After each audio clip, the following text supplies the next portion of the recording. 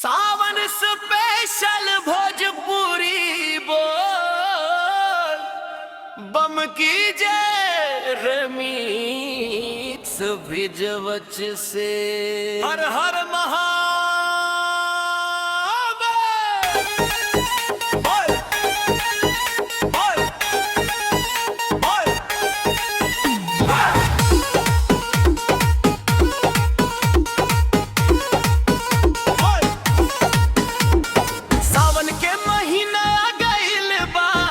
भोलेनाथ के दरबार सज गिल बा।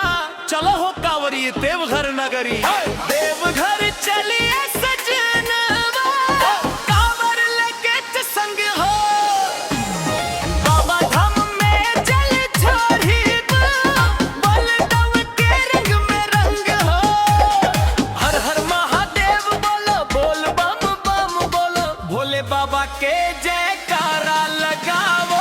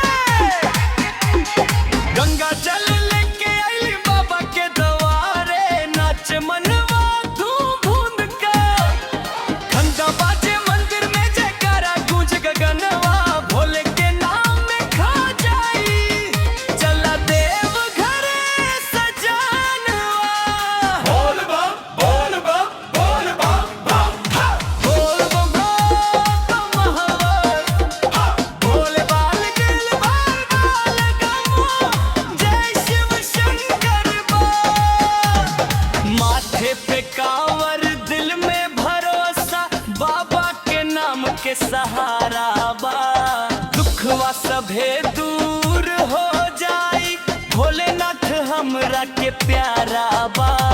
डमरू बाजे डम डम डम नाचे भक्त हजार सावन के पावन महीना में बाबा के जय जयकार। देवघर चलिए सजनवा बाबा के नगरी प्यारी बा। जल चढ़ाइब भोलेनाथ के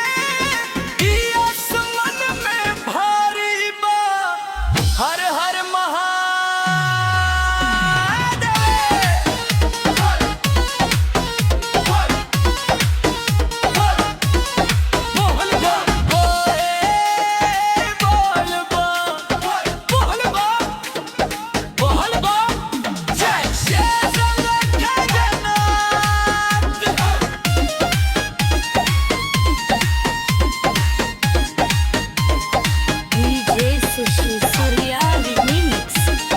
स्पेशल जब बोल बम के जयकारा बोल बम के जयकारा हर हर महादेव।